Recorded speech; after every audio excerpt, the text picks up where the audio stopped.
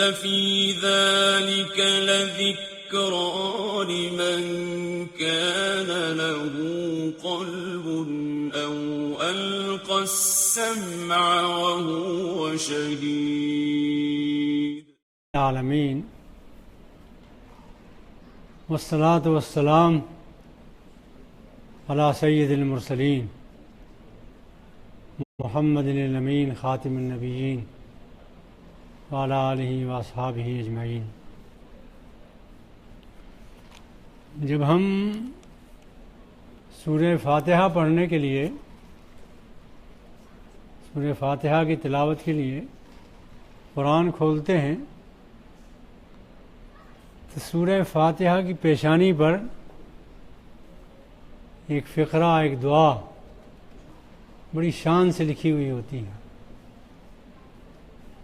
بسم اللہ الرحمن الرحیم.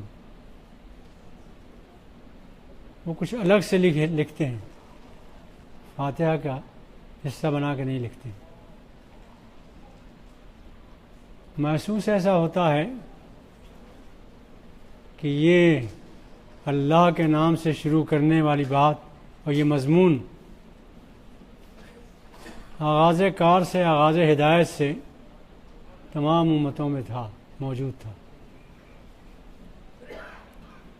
لیکن اس کو یہ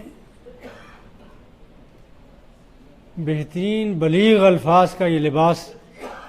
قرآن نے پہنایا، ورنہ یہ مضمون پہلے سے ذہنوں میں تھا. چنانچہ نوح علیہ السلام کی کشتی جب تیار ہوئی اور انہوں نے کشتی چلانا شروع کی تو کہا بسم اللہ مجریہا و مرساہا ان ربی لغفور الرحیم. یہی الفاظ پڑھے. سلیمان علیہ السلام نے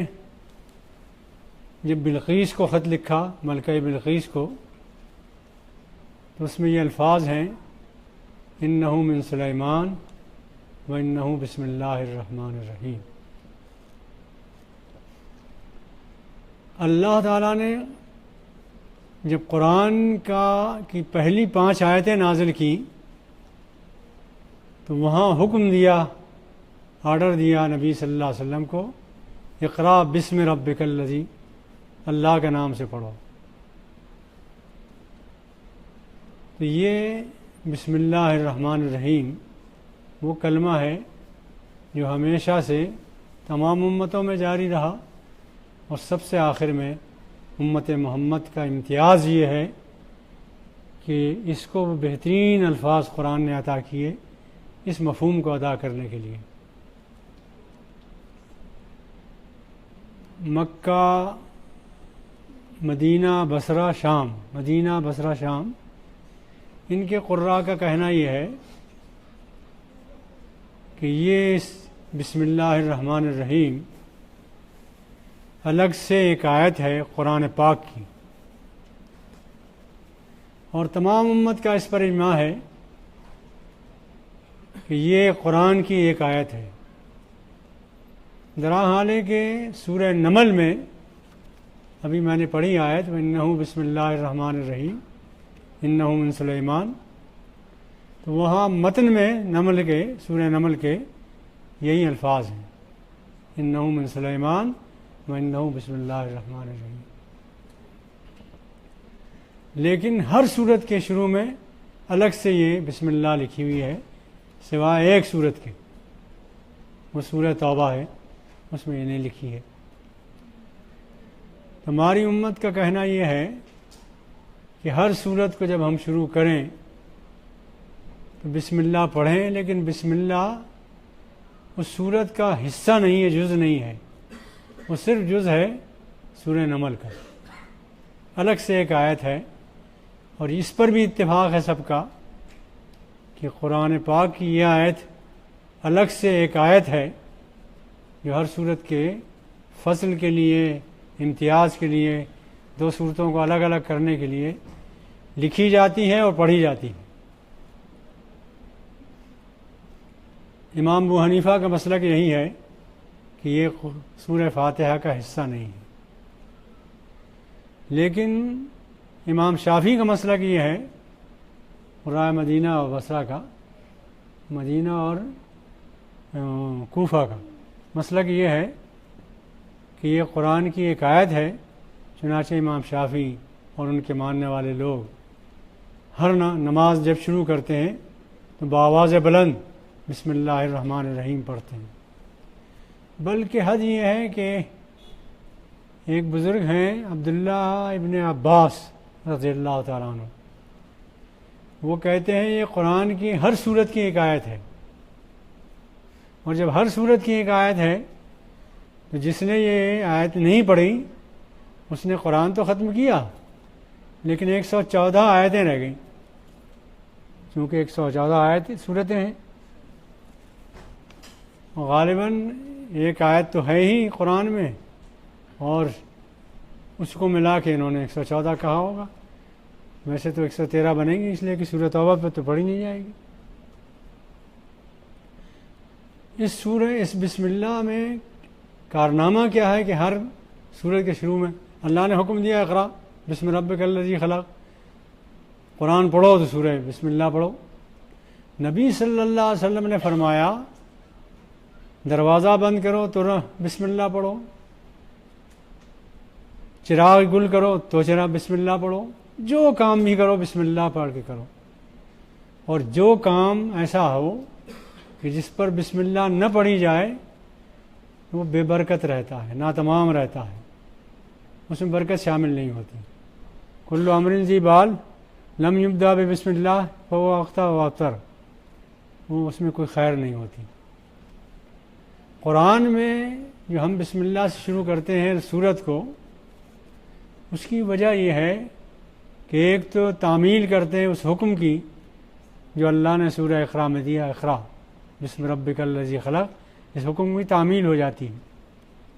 اس حکم پر عمل ہو جاتا ہے، ایک تو یہ فائدہ ہے۔ دوسرا ایک بہت عظیم فائدہ ہے، اس فائدے کو سوچئے تو ہر آدمی سوچے گا کہ میں ضرور بسم اللہ پڑھوں۔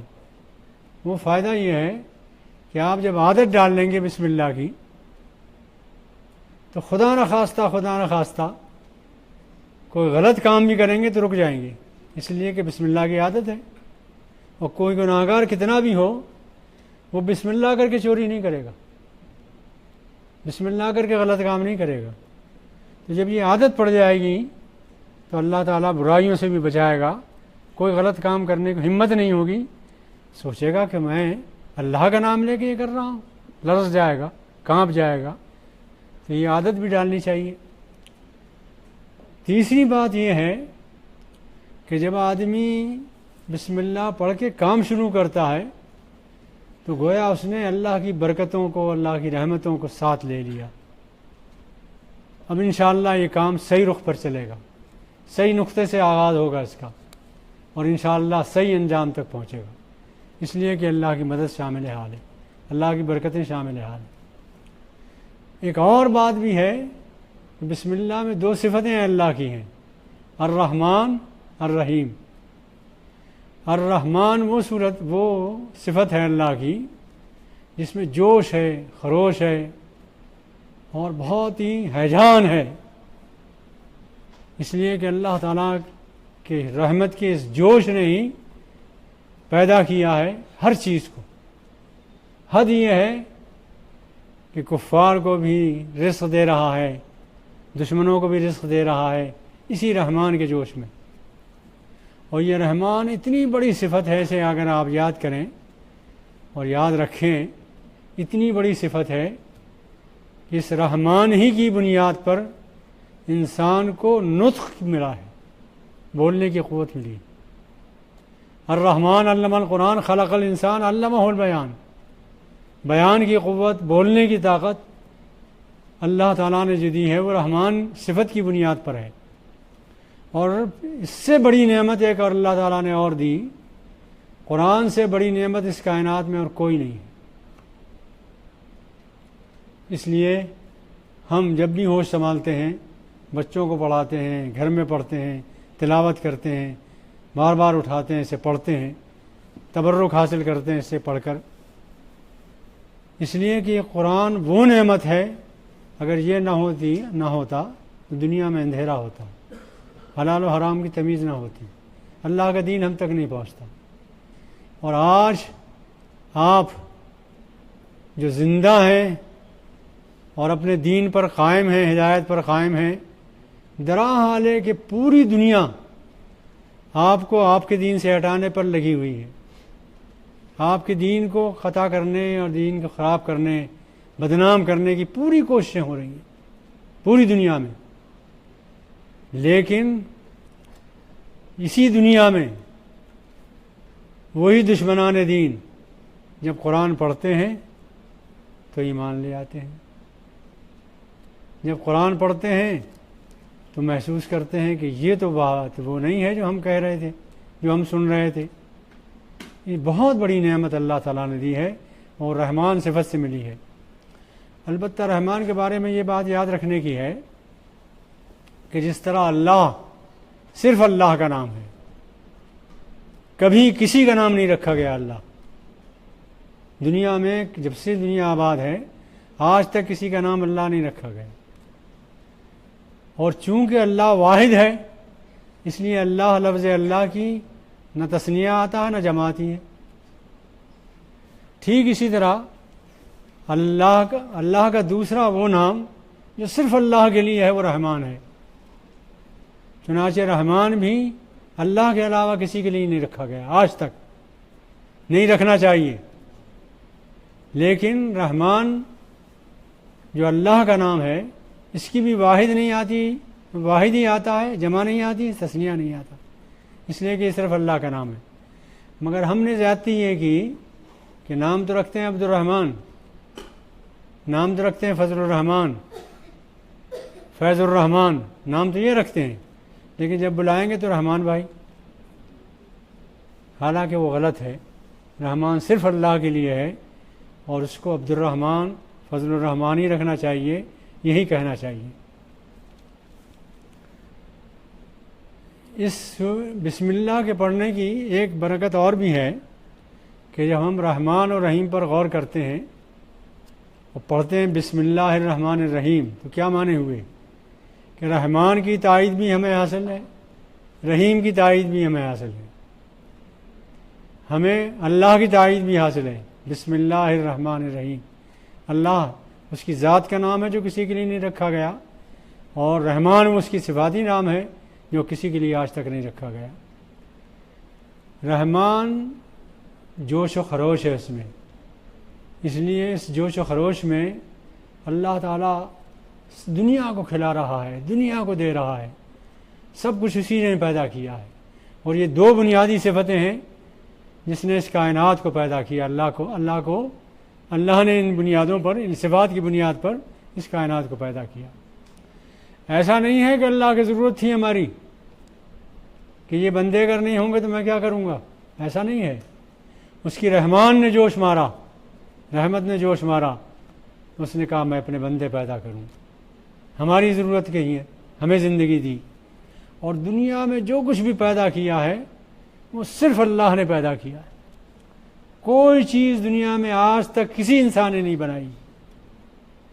اور دنیا کی اس تمام تر ترقی کے باوجود جو آج ترقی ہے ٹیکنالوجی کی اور سائنس کی، غیر معمولی ترقی ہے، لیکن ساری اس ترقی کے باوجود یہ نہیں کہہ سکتے آپ کہ انسان نے کچھ بنایا ہے۔ جو کچھ خدا نے بنایا تھا، جو کچھ موجود تھا اس میں، اس کی جوڑ توڑ سے چیزیں بناتے رہتے ہیں۔ امریکہ میں ایک خان صاحب آ گئے تھے، وہ ایک امریکن کے ساتھ رہتے تھے، بہت دنوں رہے ساتھ میں، ہر وقت اللہ کا نام لیتے تھے خان صاحب۔ اس امریکن نے کہا کہ تم کیا ہر وقت اللہ کو یاد کرتے رہتے ہو، ہر وقت اللہ اللہ اللہ اللہ یاد کرتے رہتے ہو؟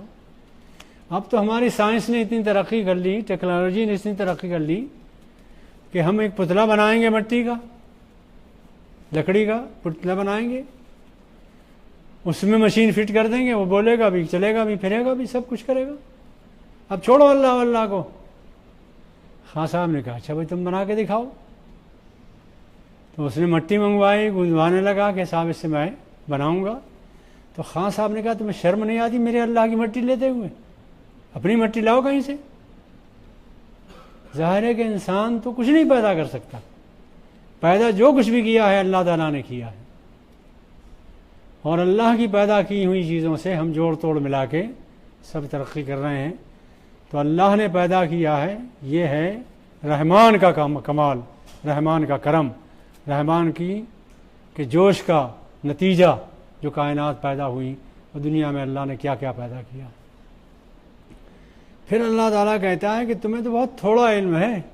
وَيَخْلُقُ مَا لَا تَعْلَمُونَ، ہم نے اتنا کچھ پیدا کیا ہے کہ اس کا تو تمہیں علم ہی نہیں ہے۔ دھیرے دھیرے علم حاصل ہوتا جا رہا ہے، لیکن کتنی خلا ہے، کہاں تک خلا ہے، اور کیا کیا ہے اس میں، اور کیسے ہے، کچھ پتہ نہیں انسان کو، بہت کچھ پیدا کیا۔ اس کے بعد ایک صفت ہے رحمت، رحمت میں تسلسل ہے، ہمیشگی ہے، اور یہی رحمت ہے جس کی بنا پر، جس کی بنیاد پر اللہ تعالیٰ قیامت برپا کرے گا۔ کتب علی نفسہ الرحمہ، اللہ تعالیٰ نے اپنے لیے رحمت واجب کر لی اپنے اوپر، لَيَجْمَعَنَّكُمْ إِلَىٰ يَوْمِ الْقِيَامَةِ، اس رحمت ہی کی بنیاد پر قیامت کے دن تمام انسانوں کو جمع کرے گا، اس لیے کہ اس کے نیک بندے، بہت سے نیک بندے مختلف بیماریوں میں مبتلا ہیں، اس کے نیک بندے زحمتوں میں مبتلا ہیں، آزمائشوں میں مبتلا ہیں، غربت میں وقت گزار رہے ہیں، مظلومیت کی زندگی گزار رہے ہیں۔ آخر ان کے لیے کوئی دن آنا چاہیے کہ ان کو اللہ کی رحمت ملے اور سزا ملے ان کے ظالموں کو، یہ ضروری ہے، ورنہ یہ بات نامکمل رہے گی، دنیا بے نتیجہ رہے گی اگر آخرت نہ ہو۔ تو اللہ کی رحمت کا مظہر ہے قیامت، آخرت، انشاءاللہ تعالی یہ دن آنا ہے، اور انشاءاللہ تعالی اس دن بدلہ ملنا ہے۔ اس لیے کہ دنیا میں آپ نظر ڈالیں اس وقت، اور اس وقت کیا کبھی بھی نظر ڈالیں، تو برائیاں، برا کرنے والے لوگ کثرت سے ہیں۔ وَإِن تُطِعْ أَكْثَرَ مَنْ فِي الْأَرْضِ، اکثریت کے پیچھے اگر چلو گے، يُضِلُّوكَ عَن سَبِيلِ اللَّهِ، تو گمراہی زیادہ ہے، ان کی تعداد زیادہ ہے۔ صحابہ کرام میں ایک شخص مسجد نبوی میں بیٹھا ہوا دعا کر رہا تھا کہ اے اللہ مجھے ان لوگوں میں سے بنا دے جن کی تعداد کم ہے۔ وہاں سے حضرت عمر کا گزر ہوا، تو حضرت عمر نے کہا بھائی یہ کیا دعا تم پڑھ رہے ہو کہ ان لوگوں میں سے بنا دے جو تعداد میں کم ہیں، جو قلیل ہیں؟ نہ قرآن میں ہے نہ حدیث میں ہے ایسی دعائیں، وہ دعائیں پڑھو جو اللہ تعالیٰ نے بتائی ہیں۔ تو صحابی نے کہا امیر المومنین قرآن پڑھا بھی ہے آپ نے یا ویسے ہی کہہ رہے ہیں، اعتراض کر رہے ہیں مجھ پر؟ قرآن میں ہے وَقَلِيلٌ مِّنْ عِبَادِيَ الشَّكُورُ، میرے شکر گزار بندے بہت کم ہوتے ہیں، ہیرے کم ہوتے ہیں، پتھر زیادہ ہوتے ہیں، اس لیے مومنوں کی کمی ہوگی، لیکن ان پر جو ظلم ہے، زیادتیاں ہیں، ستائے جا رہے ہیں۔ سوچئے محمد صلی اللہ علیہ وسلم کے ساتھ کیا کیا نہیں کیا مکے والوں نے، آخرکار مدینے سے نکلنا پڑا، مکے سے نکلنا پڑا، پھر مکے میں بھی مدینے میں بھی جا کر ایک دن چین سے نہیں بیٹھنے دیا، مسلسل ظلم کرتے رہے، چھاپے مارتے رہے، سب کچھ کرتے رہے۔ بہرحال یہ سورہ فاتحہ کے سلسلے میں سورہ بسم اللہ الرحمن الرحیم پر میں نے ایک بات کی کہ جب ہم بسم اللہ الرحمن الرحیم پڑھتے ہیں تو رحمت کا اور رحمان کا اور رحیم کا سہارا لے کر، اس کی تائید لے کر، اس کی توفیق لے کر پڑھتے ہیں، وہ کام یقیناً مکمل ہوگا جس پر بسم اللہ پڑھی جائے، بسم اللہ کر کے کام شروع کیا جائے۔ پھر ایک بات اور ہے، وہ یہ کہ جب ایک مومن بسم اللہ کر کے ایک کام شروع کرتا ہے نا، اور اسے یاد رہتا ہے کہ بسم اللہ کر کے میں نے کام شروع کیا تھا، تو اللہ کو شامل کر کے وہ کرتا ہے کام، رخ صحیح ہوتا ہے اس کا، اور پھر جب وہ اللہ کی رحمتوں کو سمیٹتا ہوا چلتا ہے، تائید حاصل کرتا ہوا چلتا ہے، تو انشاءاللہ وہ کام مکمل ہوتا ہے، تکمیل پاتا ہے، اچھے انداز میں تکمیل پاتا ہے، اور یہ انسان کامیاب ہوتا ہے۔ اللہ تعالیٰ توفیق دے ہمیں کہ ہم بسم اللہ سے یہ کام شروع کر سکیں ہر ایک، اور یہ سمجھیں کہ یہ وہ آیت ہے جو بسم اللہ قرآن پاک کی ایک مستقل آیت ہے۔ ایک تو سورہ نمل میں ہے، وہ تو متن میں ہے قرآن کے، لیکن ایک آیت الگ سے بھی ہے قرآن کی۔ یہی وجہ ہے کہ تمام حنفیہ ہندوستان پاکستان کے تمام حفاظ و قاری کسی صورت کے شروع میں بسم اللہ نہیں پڑھتے، لیکن کسی ایک جگہ پڑھنا ضروری ہے ورنہ آیت رہ جائے گی۔ تو سورہ قاف یا سورہ قل هو اللہ کے شروع میں بسم اللہ پڑھتے ہیں، وہ آخری دن بسم اللہ ضرور۔ امام مولانا اشرف علی صاحب رحمۃ اللہ علیہ نے لکھا ہے کہ میں تو سورہ قل هو اللہ کے شروع میں پڑھتا ہوں، آپ لوگ بھی اگر سورہ قل هو اللہ کے شروع میں پڑھ لیا کریں تو زیادہ اچھا ہے۔ تو چونکہ قرآن کی ایک آیت ہے اور اتفاق ہے اس پر پوری امت کا کہ ایک آیت ہے یہ قرآن کی، تو اس لیے حافظوں کو چاہیے کہ وہ، اور جو لوگ پڑھتے ہیں ہر صورت میں تو وہ ان کا کام الگ ہے، بات ان کا مسئلہ الگ ہے، لیکن جو لوگ قرآن کی ہر صورت کی آیت نہیں مانتے ان کے لیے یہ ہے کہ وہ قرآن ختم کرنا چاہیں تو ایک جگہ کسی جگہ بسم اللہ انہیں پڑھنا پڑے گا۔ اس تفصیل کے بعد یہ جو میں نے کہا کہ بسم اللہ قرآن کی آیت نہیں ہے، اس کے لیے ابو ہریرہ رضی اللہ تعالیٰ عنہ کی ایک مستند حدیث ہے، وہ اور سورہ فاتحہ کی تشریح انشاءاللہ کل ہوگی۔ بسم اللہ پر اکتفا کیجیے۔ وآخر دعوانا ان الحمدللہ رب